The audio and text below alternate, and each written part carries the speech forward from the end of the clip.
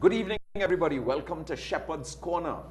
My name is Deacon Derek Walcott, and I'm so happy that you have tuned in once again over Trinity TV, over the internet, over the cable providers, and so on. Welcome, welcome, welcome. Well, you know, the shepherd is in Rome. You know, normally when he's in Barbados, we could kind of tune in to him, but I think he's like 6 hours ahead of us, so he might be sleeping. But I have with us today on Shepherd's Corner two wonderful people, and we're going to be dealing with the topic of marriage as a covenant. And this is kind of like a follow-up or a step again in that same direction that where we started last week. So to my right, I have Leela Ramdeen. She's a lawyer. She is also a lay assessor on the Equal Opportunity Tribunal. She's also the Episcopal Delegate for Social Justice in the Archdiocese of Port of Spain. Welcome, Leela. Thank you. Great. Good to be here. Yeah, well, we've been on a number of shows together. Yes, Eric. Right? Yes. And right next to her is Father Matthew Ragbeer. He's a graduate of the John Paul II Institute for Studies on Marriage and Family in Rome. He's also the spiritual director and theological director for the Archdiocese on the Family Life Commission. And then he lectures on sexual ethics at the seminary. Welcome, Father Matthew. Thank you. I heard you just came back from Rome. Well, I just came back from Jerusalem. You didn't pass through Rome? No, I passed through London. How was the Holy Land? Beautiful, very powerful experience. But, you know, quite, as you know in the news right now, you know, the realities of separation exist. We stayed actually at a convent in the West Bank, where out of my window I could see the wall of separation, you know, and we said mass on the rooftop overlooking. So it was a powerful experience of praying for God to bring unity in the midst of so much apparent and clear division, you know. So, but it was a very powerful experience. And it was peaceful, no incidents. Yes, no incidents. All right, well, you know, in Trinidad, we've been having some incidents. Yes, So we're going to be dealing with some of those things. Yes. Today, the topic is on marriage as a covenant. Yeah. And I want to open with the statement coming out of the AEC bishops, where they defined marriage as a covenant between a man and a woman for the good of the spouses and the procreation and education of children. And their statement says, we will always oppose using the word marriage to define any other form of union. Let's use that to kick this off. And somebody wrote in and they say, given the church's position on the decriminalization of buggery, does it mean that the church will endorse same-sex marriage? Who wants to kick off with that question? Well, I remember when we were Bishop Llanos, he was Monsignor Llanos, when we were part of the discussion on the gender policy, and the whole issue of homosexuality was being discussed. And some people in the group were saying, don't be worried, you know, we don't want same-sex marriage. We just want the right to be recognized, to get rid of, decriminalize the buggery law, and that's it. But if we look around the world, we see the trend. The trend has been first to decriminalize the buggery law, and the church rightly says, in my view, that we should not, my litmus test is, what would Jesus do? Yeah. Would he want to lock up people for 25 years? So Archbishop's previous article on thinking with the church was right.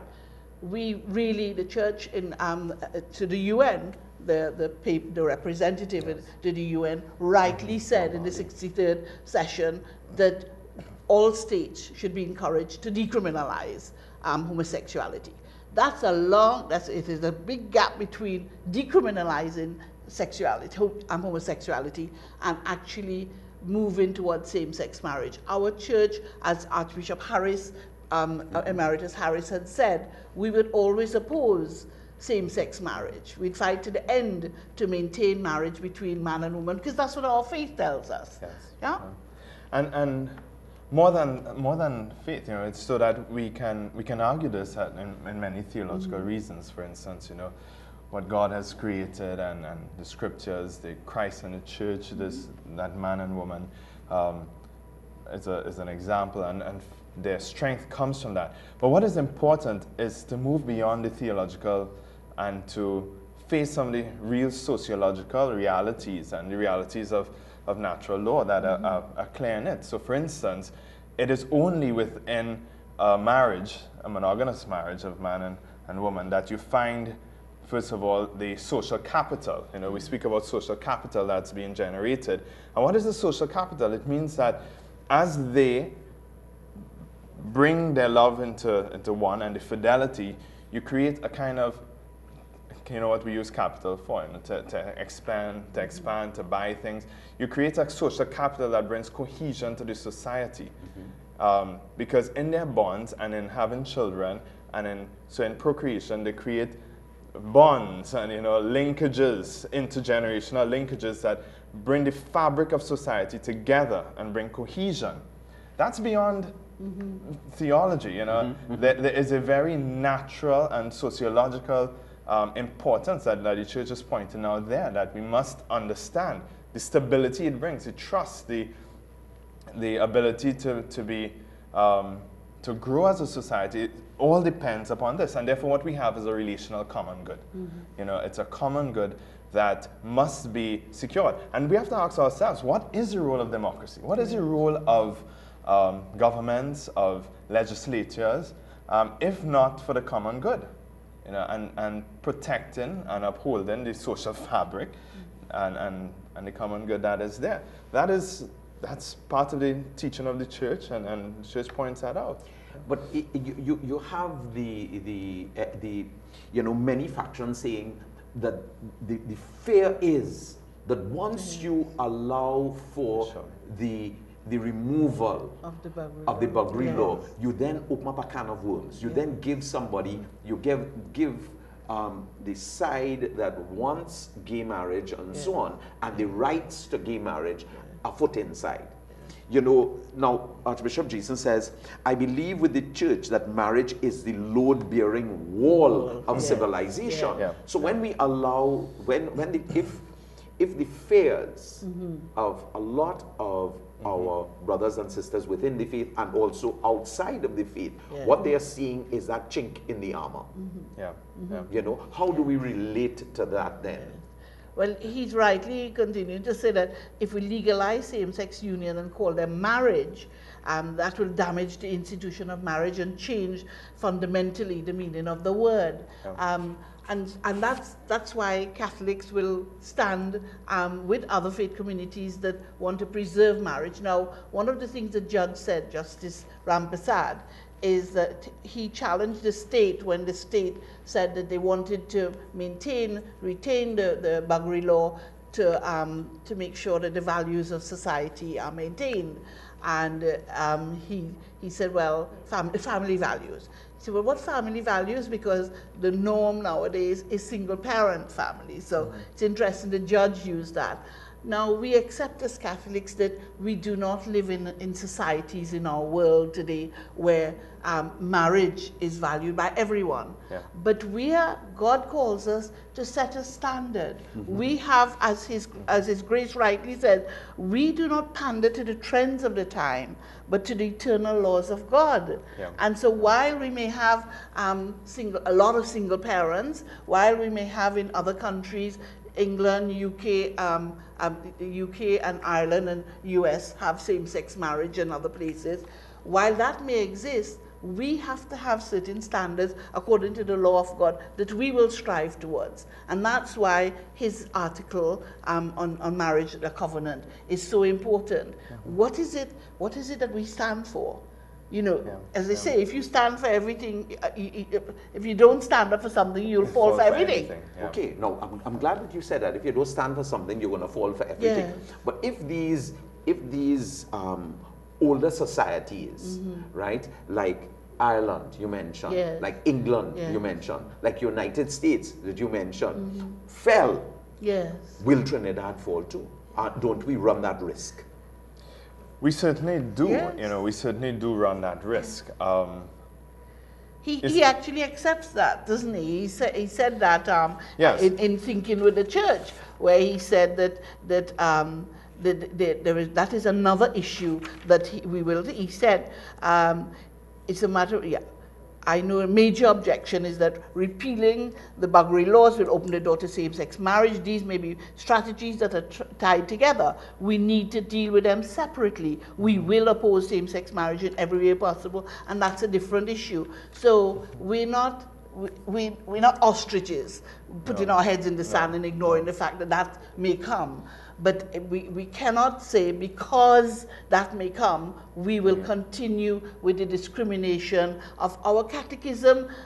Make it clear that we should not discriminate. We should not. Anyone. In fact, yes. In fact, he says that Archbishop Jason that nothing. We must not hate speech, discriminating attitudes or prejudices is not becoming of a disciple of Christ. And those words reminded me of what our own president, Paula May Weeks, warned on the 17th, Tuesday the 17th of April, when she said we have to be careful not to damage the national psyche by inadvertently inciting victimization, bigotry, and violence. Because we know, it's interesting that today's, the paper dated Thursday 19th of April, quotes two people from the LGBTI community saying that, you remember after the incident, a woman called Sharice Barkley was spat on, cursed on the steps of the High Court. And a few people lost their jobs and were evicted from their homes. But she said, when the Archbishop said two lines, the parent, one child who was thrown out of the home, from Archbishop Jason's words, he was taken back. And another person says, Paula Lindo, because what the Archbishop said, because of what he said, people now have a more reasonable view. So they're rightly saying it shows how religious leaders carry such weight with what they say. And that's important. Yes, we will stand up for the rights of people not to be discriminated, not to be spat on or whatever. That's not human dignity. One of the things we have to recognize, I carry the load for social justice in our church in terms of saying what our church teaches. The fundamental principle, social justice principle, is the sanctity of life and the dignity of the human person. And that dignity comes not because I'm fat or thin, I'm from Beetham or Westmore. It's an inherent dignity that has been given by God. And it's that dignity that our Archbishop and our church is telling us to recognize in our brothers and sisters from the LGBTI community, isn't it? Yeah. Part of the challenge in all of this is the way in which we construct the arguments. Yes. You know, that is something we have not looked at. So for instance, as long as the argument is constructed in terms of a victimization and a civil rights issue, we'll find ourselves in a hole in which we are in. But when we step out into the broader understanding, that's why I started with a sociological, natural law understanding of marriage. Because when you step out of that into, well, what exactly is marriage? And is marriage itself a social construct? And the answer from what the church and tradition and a very philosophical answer is no, it's not. You know, a natural marriage happens between a man and a woman. It's a relational common good that strengthens society. You could call same-sex unions whatever you want to call it, but it's not marriage in its understanding, in its true sense of what it is. Otherwise, we get into a word game, victimization, comparing it to racial prejudice, comparing it to all sorts of things. And, you know, so it is really to look at where are we coming from with the argument, you know. And are we understanding what marriage really is? And what it offers us. Yeah, His Grace rightly said, the human in marriage a covenant. The human did not make the institution of marriage. We cannot simply change it. That's a profound statement. He ends his article with that. You know, we can't change it because it came from God. And You know, it flows quotes from human Genesis. nature itself. Yes. It comes from who we are. So, Father Matthew, I mean, you teach on sexual ethics at the seminary. I mean, this goes to the heart of sexual ethics. Yes, because you see, beyond that, it goes to an understanding. See, ethics is a discussion about the goods that are involved in Correct. everything, you know. But beyond that, we have to come to the understanding of who is a human person. That is the real question, and the dignity of the human person that Leela has rightly spoken about. But in understanding that, we have to understand, first of all, how does John Paul II said, you know, the future of humanity passes through the family. Yeah. You know, how do we understand the human person in that role? Another thing that he spoke about, you know, is, well, not him, but Rosica, who writes about him, says, the foundation of family is the marriage. And the vocation to marriage is written in the very nature of man and woman. The family is the most favorable environment in which children can be born and raised. Without married people, we cannot build the future of society. Say that again. I would like you to restate that because that is fundamental and very important.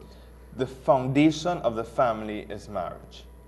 The vocation of, and just to add in there, whether or not we have all families being single parent family because of the brokenness and messiness of our society or not. So, and just responding to what the judge had said, you know, you don't make a law based on a broken reality. Right. You know, sure, that may be so, but there are many families who are struggling to keep their marriages intact. And what we should be doing is, how can we help families? How can we care for marriages in ways to strengthen it and strengthen the social fabric of our society? That will then help our society to grow and develop and care for all the moral ills that we face in our society that we know begin at home. Good. You know, so we can't make an excuse that says we look at this and therefore, you know, it's logically flawed. You know, there's a German sociologist, Gabriel Kubi, who says, as sex goes, so goes the family. As family goes, so goes society. Sexual norms have a decisive influence on the whole cultural edifice. You know, you take it away, you're going to erode the whole of society and civilization. And aren't we seeing that today? Yes, yes. Because of moral Definitely. relativism. Yes. I think we have to refer to the concept of moral relativism, which is so Definitely. damaging to our societies around the world. And the concept of moral relativism tell people, if it feels good, you do it. Yeah. Just do it, whatever you want. There's no objective moral norms. Yeah. And as Catholics, we believe that there are objective moral norms that should underpin the way in which we live our lives. And there are two things there, you know. So, and Pope Francis names it in Amoris Laetitia. There is the utilitarian thinking. Yes. So the utilitarian thinking says, if it suits me, do it. Okay? And then there's what is called an emotive thinking. So emotivism that says, if it feels good, do it. So when we bring these two together in a postmodern world in which we live, with a certain kind of neo-Marxist leftist view, not to be overly philosophical, but that's what it is. Then what we have before us is a utilitarian emotivism that says, if it suits me, I'm doing it, and if it feels good, I'm doing it. Right. And it's from top down. It's in all of our lives because it's part of the air we breathe. So but just we have to be able to sort through and recognize, but this is not what is leading me to flourish. Yeah. This means that the point of truth has no bearing, and therefore, you know, which in itself falls flat on its face. Because for us to develop, it means that we're moving towards something, which means in us there's this inclination, this sense deep within us that there is a truth to which we are moving and developing. But can I But the argument. Yeah. The Can I just interrupt to get my train of thought so I don't lose So it? you don't lose it. Go so, ahead. Go ahead. So that if we don't address the issue of moral relativism, what that has led to is selfishness, individualism, greed, corruption. These spawned from moral relativism. And everybody grabbing for their own Yes. piece of the pie and saying, Individualism, you know, never mind my neighbor. Who is my neighbor? Yeah. It doesn't matter. Sorry, I interrupted. No, because, so therefore the argument, so therefore, what do we do to tell our brothers and sisters who struggle with their sexuality? Well, the truth is that we are worlds away from where we need to be in terms of effective development. What do I mean by effective development? I mean the kind of development we have from the time a child is born and all through life that we journey with that helps them to grow into, the Archbishop used the words, I think he says fulfillment, you know, but into the, you know, people popularly write, the best version of yourself, or into, you know, to use a psychological term, individuation, which means a kind of flourishing. So how do we help people come to flourish in terms of their sexuality where you have healthy relationships, where you understand what it means to give and receive? You know, how can we do that in a society where from this high we're teaching people you can't trust each other? You know, just grab what is yours. The openness, you know, there are arguments within philosophy and in sociology about the way in which in homosexuality, you know, Jacques Lacan is a Freudian, as a disciple of Freud, and I was taught in Rome by one of his students. And one of the things that he points out is that there is no openness to the other in a same-sex union. There is no openness to the other in right. a same-sex union. Now, I'm going to bring in a bit of Christian theology here because it's important for us to recognize this, that when God invites Israel into a monogamous relationship and says, I will be your God, you will be my people, yeah. He was modeling for them a marriage. And that's why Hosea speaks about a marriage. But it's a marriage where it's not same and same. It's a marriage where there's difference. Right. And in that difference, life comes forth. And when Christ does the same for Christ and the church, and St. Paul writes in Romans 5 so beautifully about the marriage of husband and wives, and then he says, this is a great mystery, I mean Christ and the church. It is reminding us that, yes, there is a necessary complementarity that's being eroded in this kind of relativism. Yeah. What is being struck at is the fundamental complementarity of the male-female polarity within, which is called the humanum, you know. That complementarity is just being cut away. And Pope Francis says it is an ecological and anthropological crisis. Ecological because he says, how are we caring for the environment that we grow in if we are eroding that which is so natural to us? We are caring for so many things in the environment, or not, but we are not caring for the human person that comes in this male-female polarity. Yeah, can I just, you asked the question, how can we then help the homosexual community? I think that's what you were referring to. I think we have to again go back to what our catechism tells us. Section, for viewers, section 2357, 2358 and 2359 in our catechism, you can Google it, are the areas that talk about chastity and homosexuality in our catechism. And what our church is telling people, the church recognizes that there will be a number of men and women who have deep-seated homosexual tendencies, and that this number is not negligible. But while the church has no discrimination, etc., homosexual persons are called to chastity. And if we call in people to chastity, if we have to create environments and organizations that will help them. Internationally, as you know, we have Courage. The people in Courage have been to Trinidad and Tobago years ago to help our own, Vatican letter to the bishops of the Catholic Church on the pastoral care of homosexual persons, 1986 document by Pope Benedict XVI. Quite clearly, we need, as this latest writer last week, Christopher Hale said, we need a new pastoral paradigm in the church, particularly for people who are, there are many people in our church at all levels, Catholics. So this is not only homosexuality, it's not outside the church, in the church as well. So we need a new paradigm of pastoral care for people. As Pope Francis said on his way back from Rio on the flight in 2013, he said, if a person is gay and seeks the Lord and is willing, who am I to judge that person? He said, he was paraphrasing by heart the catechism of the church where it says that they should be treated with, he says, delicacy and not marginalized. So what His Grace wanted us to focus on tonight is the fact that the name, remember the first book that Pope Francis wrote was The Name of God is Mercy. The name of God is mercy. And he said, mercy is God's ID card. It's the primary characteristic of God. And that we, the faithful, our duty, our role is to dispense this mercy, not to put down people. He actually goes down and said, the church does not exist to condemn people, this is Pope Francis, but to bring about an encounter with the visceral love of God's mercy.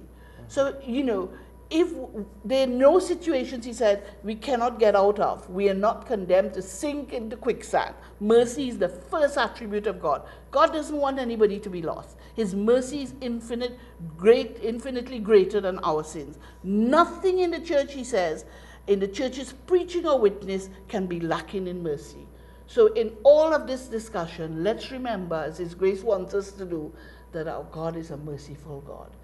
And we have to find a way forward. And what then is the church doing? Let's look at it from a pastor's perspective. Sure. What are we doing? Are we reaching out in our parishes? Are we reaching out in our communities to our brothers and sisters who are struggling? So there's so much more we need to do. And it begins with the internal conversion. You see, part of what I think the issue is when you point upon one group of people and you label them, which is a very dangerous thing, you know, at so many levels, psychologically, etc., and for their own development. And then you say, how are we to help them develop? Then you miss the point that how are we to help every single person develop in their sexuality? Because it is not about them. It's about a sexual wound in our society, an affective wound, and that's why I use that word. Given that, what Pope Francis, you know, so he speaks about mercy, and then he writes this beautiful post-synodal apostolic exhortation on the joy of love, okay? Now, I had the pleasure of being in Rome and working in the synod on the family, and in there, what does he say? He speaks about accompaniment. Now, we are miles away from accompaniment. We are miles away from even learning how not to judge people. And I'm not talking about, you don't even have to start with people who, they may not even be homosexual.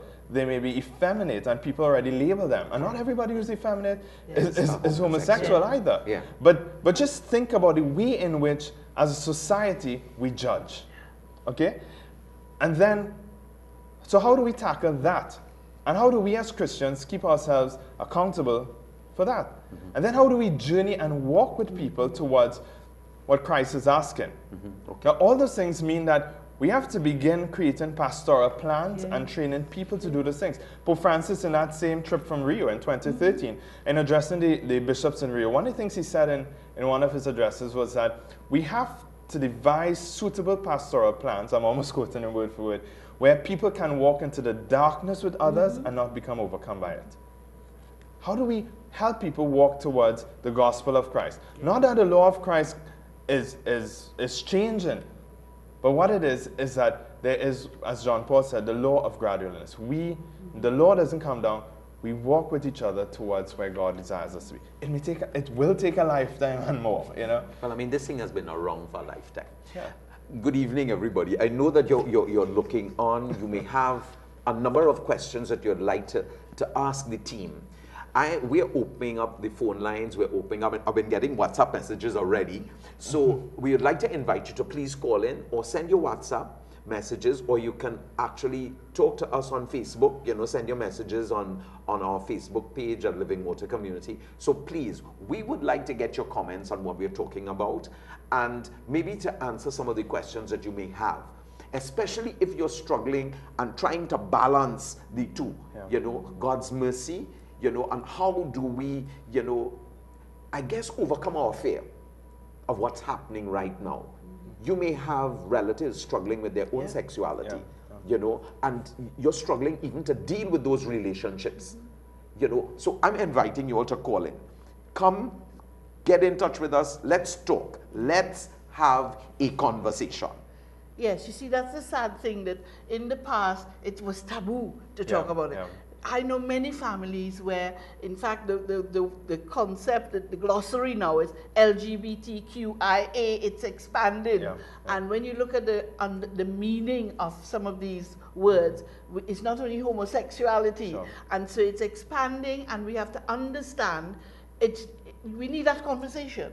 We need to bring it out in the open. As the Pope said, you were referring to it, he said on the way from Rio, we need to enter the darkness, the night in which so many of our brothers and sisters live. We need to be able to make contact with them, let them feel our closeness without letting ourselves be wrapped up in that darkness and influenced by it. So we have to go out there. Outreach work is important. Reach out, listen. We're not listening to what some of these, I've been involved in families where you know, their sons and daughters are struggling with their sexuality. How many of our parishes have ministry to minister to our brothers and sisters who are in that situation? Well, I know that some parishes are even struggling. They say, well, the minute we open up a ministry to that, people are going to see people coming and immediately label them. So that is it. How do you then? It shows an immaturity. You know? It's a great. But we need to start the conversation. You have to start somewhere. And please God, you know, eventually, I know in the Family Life Commission, we are investigating the possibility of doing something with courage once more. Doing something. Good. We have got a call. Good evening. Welcome to Shepherd's Corner. Thank you for calling. Hello. Hello. Hello. Hello. Good evening. Good evening. Good evening. Good evening, Deacon. Good evening, Father. Good evening, Mr. Ramdeen. Good evening. Good evening.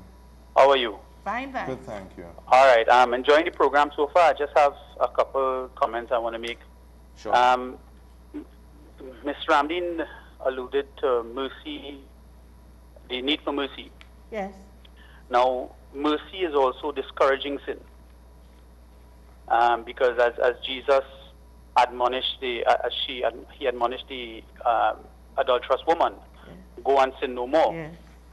He didn't have to condemn her. She was condemned already, you know. Well, condemned in inverted commas. But he told her, go and sin no more. Now, how are we being merciful if we are encouraging the decriminalization of a law that is going to promote immorality, especially among our homosexual brothers and sisters?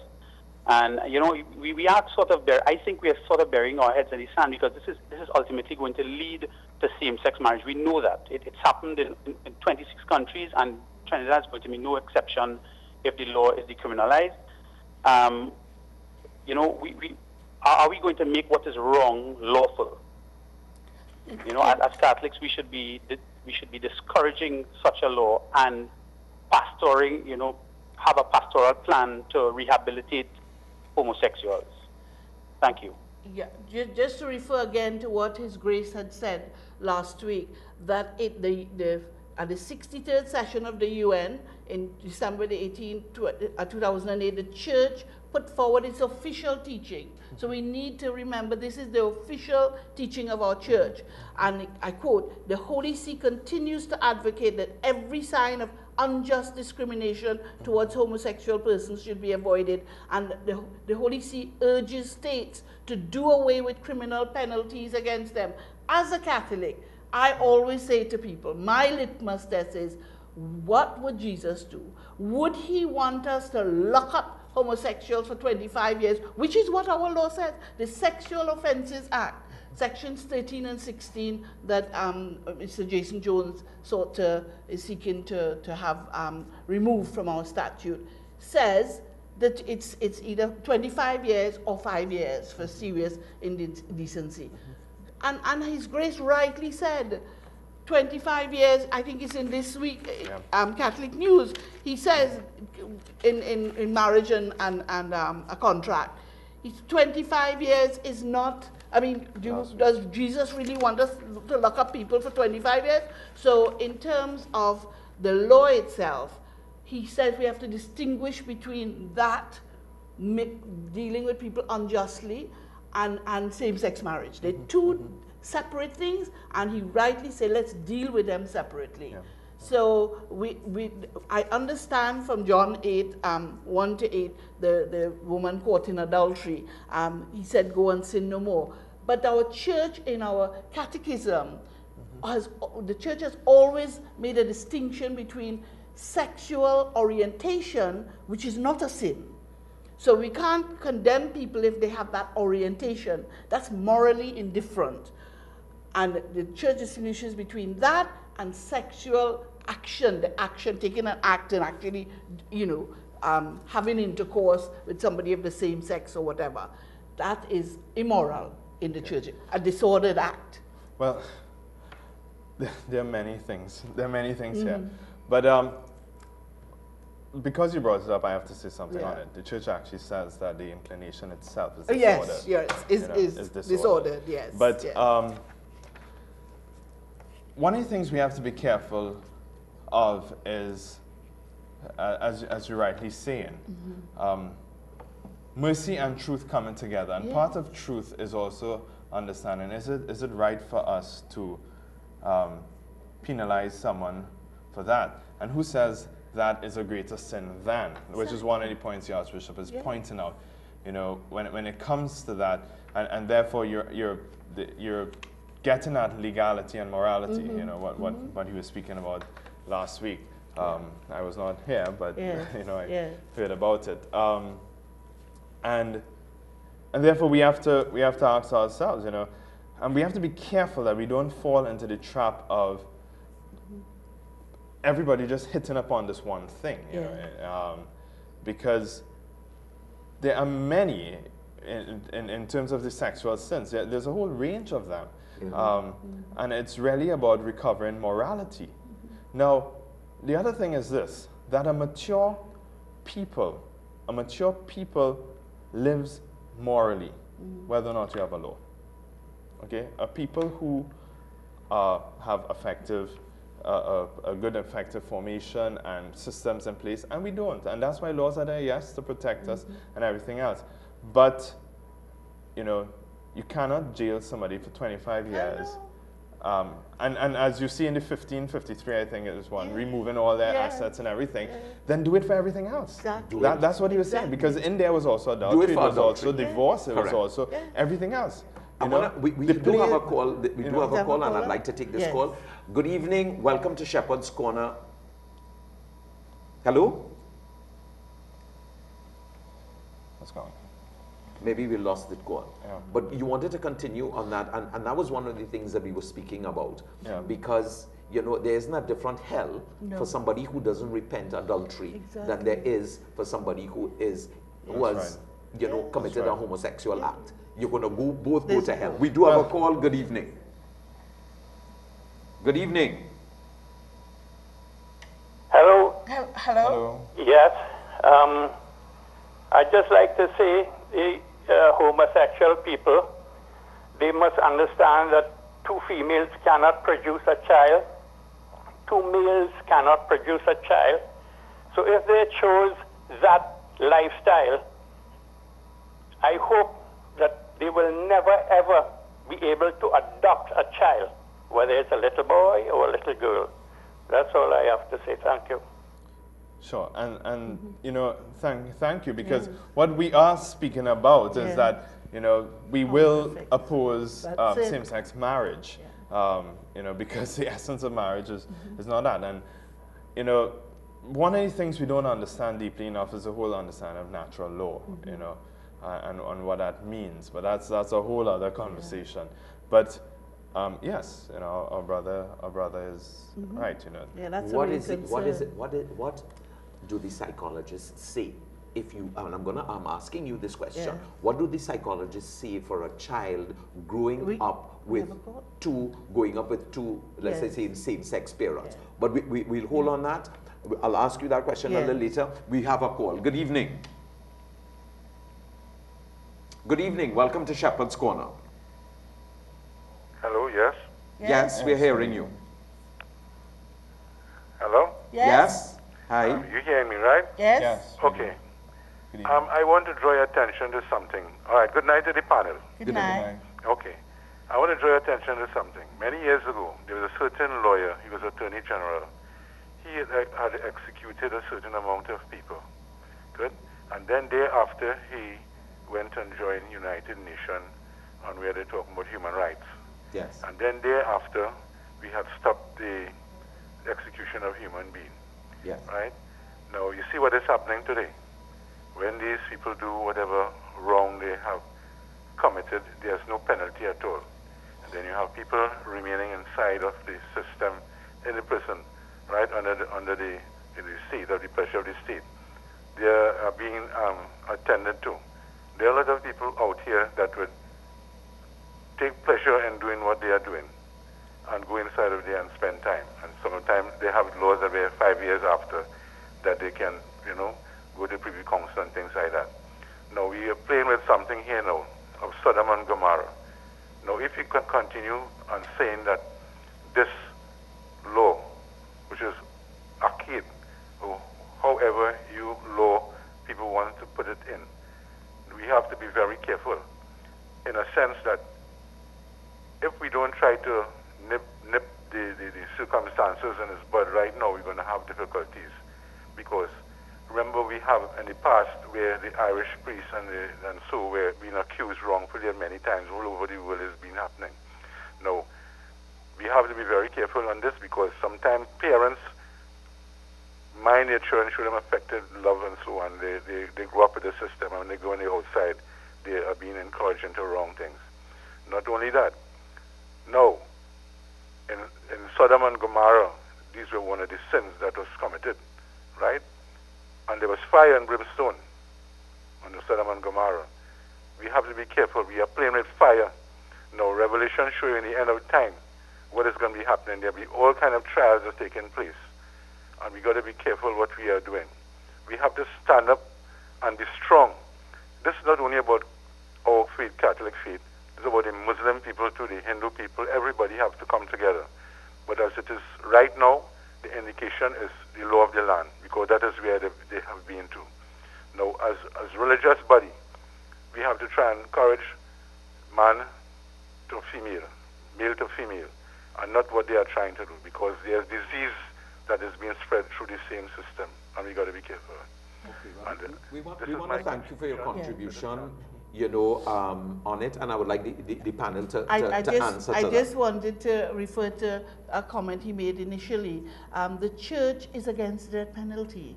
He talked about, the death penalty. The church has come out. In fact, our AEC bishops have produced a pastoral letter. Last year they produced it on the gift of human life, which talks about, as the Pope says, there are no circumstances in today's world. It's not appropriate. Yeah, but did you hear the link that he made? By us, by us not taking life for life, his argument is we are seeing an increase in murders and so on. And I don't think that I disagree. No. In fact, that's against the gospel of life. Yes. The gospel of life is something else. One of the things that is quite clear in a lot of arguments, besides the relativism, which says I have my truth and you have your truth, that's a problem. But one of the other problems we have is the fear that the inability to make the distinction, the subtle distinctions that exist, so that there's a fear that, as we have been saying, that you truthfully clarify one thing, and then you're opening a door to everything else. But we have to face that too. That it is possible, as the Archbishop uses the word paradox. It is possible to say, this is what we believe, and this is why, and this is what we believe as a consequence, and this is why. And these two things are held together because we are a people who believe in truth. And you can read and understand why, not just here in the Catechism, and there are many books written on it, and you can reflect deeply. As you say, what would Jesus do in this situation? We've got another call. Good evening. Good evening. Hi, welcome. Hi again, Deacon, Father. Hello. Mr. Ramdeen. I was the first caller. Thank you for defer for answering any questions. I just have two other points, and then I promise I won't call back Deacon. The buggery law is punishable by 25 years in prison. Yeah. I would like to know when last someone was persecuted or prosecuted rather for this crime. I don't think police or law enforcement people go in to people's houses looking to see if there's anybody committing sodomy. And I haven't heard about anybody being jailed for sodomy. So I believe that the law really exists to preserve morality and to ensure that the same-sex agenda is not pushed. That's one. The other thing is what's going to happen when our children, this is forced upon our children. The gender ideology is forced upon our children, and our homosexual brothers and sisters decide that they want to get married in churches, and they start persecuting those who want religious freedom. Thank you. Yeah. Can I just refer to the issue about the law itself?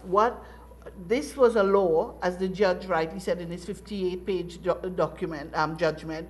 He said, although he acknowledged claims from the state attorneys that the legislation has never been enforced against consenting adults, he said it did not mitigate the impact on homosexuals who lived in fear of being branded criminals based on their expression of love and affection. Maintaining an unenforced law on the statutes makes no logical sense and seemed to be vindictive rather than protective or curative in manner. It's like holding a big stick, he says, over minority. So, in fact, it's never been enforced. And I think what people need to understand too is that it's not off the statute books yet, because the state is going to appeal, and so they'll appeal to the Court of Appeal, and if necessary to the Privy Council, which is our highest appellate court. And if in the end the Privy Council agrees with Mr. Jones, then of course it's Parliament that will have to change. And it's not only people of same-sex orientation. It's heterosexuals who are covered in that in the Sexual Offences Act. We've got another call. Good evening. Welcome to Shepherd's Corner. Hi. Hi, good night to the panel. Are you hearing me? Good night. Good night. Hi, good night, Reverend Derek, Miss Ramdeen, and Father Matthew. Well, it's two, as far as I see, it's two different arguments, really. One about the buggery law, which is a law that exists in our books, and that can be used and abused, who knows, in the future by some, we could have a scenario where a leader, a politician could be gay, and a politician could, at that time, enforce the law at that time for their own agendas, and so many other issues, so many other times that the law could be enforced. Don't mind it wasn't enforced in the past, thank God. I fully agree with the church's position on the issue with buggery, of decriminalizing the law, which is the proper thing to do. Now, of course, there is obviously an agenda, or could be an agenda, for further push the, if you may call it, quote unquote, the gay agenda. But my point is, could we as Catholics probably have a pastoral plan where it could work so well that we could be a shining example to the world and reverse this whole, because we tend to think that the tidal wave is coming and we are going to be overwashed by it, by it happening in Canada, it happening in Australia, and so forth. But what about we, small islands, small little minuscule people in the map of the whole world and this whole agenda, that if we were to devise a plan where we have good marriages, first thing is, the thing is wider than just homosexuality and that thing. We have to have good marriages. We have to look into what is happening to our marriages in Trinidad, how many divorces there are, the sins of infidelity, the things of marriage as a lifetime, the love in relationships, the family building, the happiness of marriage, what it does, and so on. We could look at all that and try to develop that, the common law relationships, all those type of things. We could see how we could drive them into our church, and then have a pastoral plan that deals properly with people of the lesbian community or the gay community in such a way that the world could look at us and say, hey, but wait now, Trinidad is a shining light for us. Probably we could reverse our own agendas here and probably institute what Trinidad could do or what other Caribbean islands could do, and therefore we could be the opposite. I mean, it's a far-fetched thing, but who knows? You know, God could use, small as we are, this mustard seed here, and could blossom into something beautiful for God and for many other countries. So it's not we haven't just kind of throwing up our hands and saying that we have lost the battle, but let's do our best and let's see what happens, and probably we could be a shining light for the whole world, where we could have strong marriages, where people could live happily, where gay people could be sort of appreciated in a way, and we don't have to give in to the laws, or you know, among other things. But it's a wide, you see, we cannot just deal with it piecemeal. We have to deal with it to our own hearts, as Father Matthew says, first, by not discriminating against anybody, for example, whether it be race, color, creed, gay, or whatever it is. But more than that, we lived our Catholic tradition of fidelity, of chastity, of strong marriages, of being obedient to the church, and so on, and see what the fruit that brings, instead of just pointing fingers and seeing that we are self-righteous and pontificated for everybody else. So as far as I see, so that's where my thought is. Thank you. Bye. Thank you. Thank you very so much. much for your comments, Yes. Father Matthew. You know, one of the things that he pointed out that's very important is that we need, and that was the topic of the last week's article, we need to begin thinking with the church. Yeah. There is I mean, I don't want to use a blanket statement, but there's a laziness to learn what the church is teaching by Catholics. They think it's, oh God, there's so much, until they get an issue like this, and oh God, what does the church say? Exactly. You know, tell me what the church say, I want to read about it. So that our own formation as Catholics is insufficient, because it's offered, you know, and people don't take the opportunities, you know. You have courses at the center. We have a course in sexual ethics. And sure, the Family Life Commission is looking at doing a kind of town meeting kind of thing about gender and stuff. Common sense parenting. How many people turn up to those programs? You know, people just, Trisha must be smiling all now, because she knows, you know, we have things out there, and people do not read, they don't think, they don't reflect. The church has so much. The church stands on faith and reason. And we are lazy as Catholics, you know, it's true. We don't explore it enough. But we have to, if we are able to face what is, you know, we talk about what is coming. But if we are able to understand the paradox, if we are able to hold the gospel, because it's all built upon what is revealed in the gospel, and what is tradition revealing to us. And we can't trap ourselves and say, oh my gosh, everything's falling apart, you know. Because you also have the reality, and I make I'm not saying sorry for saying this. We even have priests who jump on ideological benches. You know, the Pope is warning very carefully against ideologies that being pouted from pulpits. So we have priests who are jumping on ideological benches and leading people to think in one way or another that is pure ideology and not gospel truth. Amen.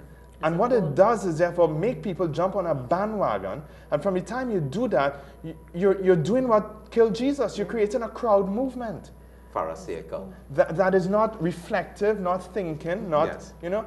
And so we have people who are doing that. We've got another call. Welcome to Shepherd's Corner. Good evening. Hello, good evening. Hello? Yes. Hi. Hello, are you hearing me? Yes, Yes, we are. Okay, good evening, Deacon Derek and Miss Leela Bramlin and Father Radby. Hello. Good evening. You know, Miss Ramlin made an excellent point there just now. A while ago, so I don't know if you remember, because there are so many very good points being made tonight. But she was talking about the law as being their morality, and the church have their spirituality. Now, I see it as two very different things. So I don't understand, why are we lumping it sort of together? This is the impression I am getting, that we're lumping because we've agreed with this burglary law that has been passed. Of course, we are appealing it. But why are we just giving in? You know, we have to stand up as church, what we are, what we believe in, what Jesus taught us, and we just have to move and stick to that. We cannot give in to these things. You know, it's just, why are we even thinking about it? Marrying So, first of all, do they have to get married in our Catholic Church if they decide to get married? Because however they think they can live their life, that is their life and their problem. Now, I don't even think about it. But if somebody is doing something in their bedrooms or in their house, that is their problem. That's their life. We don't have to know. Nobody knows. Nobody interrupts. But when it comes to getting married in the Catholic Church, we stand for one thing that we know. It has to be a man and a woman, and that is what it is, the procreation of children who have to be educated and all of that. So I don't understand, and if you could help me to understand, because I just certainly do not agree with this marrying, and to me it just doesn't relate. They're two separate things. So why are we treating them together? Thanks. That's my question. Thank you very much. You know, as you're talking, I'm just reading what His Grace has said here. One of the reasons why we can't only think about who may want to get married in the Catholic Church. We're talking about society as a whole. And he rightly says, Archbishop Jason, that we have to remember that all humans are created to reflect Imago Dei, the image of God. Yeah. Creation has a purpose and a destiny. Nothing we do will distort this image or cause us in fundamental ways to lose this image. We must not lose the fact that Genesis 1:26 and 28 is important for everybody. Yeah? That God made man and woman in His image, after His likeness, for a purpose. Yeah. And that purpose is not only related to Catholics, but to everyone. Sorry, Matthew. And that it's not about just in male and female, as John Paul points out. It's not just the image of God in their singularity, but it's in the image of God He made them. Male and female He made them. That in their coming together, the image God, the image of relationship, of male and female, the image God. Yes. Good. And therefore, in this mutual self-giving, all of that is part of, you know, it's part of, and that's why John Paul called it the primordial sacrament. You know, this hint that opens up the understanding of marriage for us. You know. And God blessed them, and God said to them, "Be fruitful and multiply, and fill the earth and subdue it." But you cannot multiply if you're the same sex. Now, I want to use a quote from, there's a great,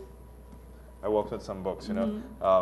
Well, this is a great book to read. I think, you know, it's something we're going to, this is what has come out in the United States. And Sharif is, you know, he was in Rome, and Ryan Anderson were in Rome when I was there giving a talk at the North American College. But very, very good work they have done on defending marriage. And the United States Conference of Catholic Bishops have brought together a lot of work on that. And I've used some of that in a course I implemented it in a course I was teaching this semester. And then, of course, Buzhevsky, who is a great Catholic philosopher. But one of the things Buzhevsky says in it, he says, how many more colors there are in the world because there are two sexes and not just one. How amusing they are to each other, and yet how baffling. We see all the colors, all right, but admitting to the sight is considered shameful and offensive. Our time today holds it crude to make use of one's eyes. So we make ourselves a little blind. We squint, throw dust in our eyes, and try not to look at things straight on. Beautiful. Yeah. You know? We just have 1 minute. I want to talk about His Grace's conclusion. He says the job of the Catholic Church is to produce saints. Yeah. People of radical holiness. Francis, yeah, people who give themselves to God completely. We are to hold out for humanity the highest values that are human. As such, we do not pander to the trends of the time, but to the eternal laws of God. Yeah. The human did not make the institution of marriage. We cannot simply change it.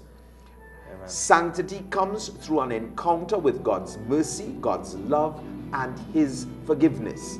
To be Catholic is to be the face of everyone, especially those opposed to our point of view or way of life.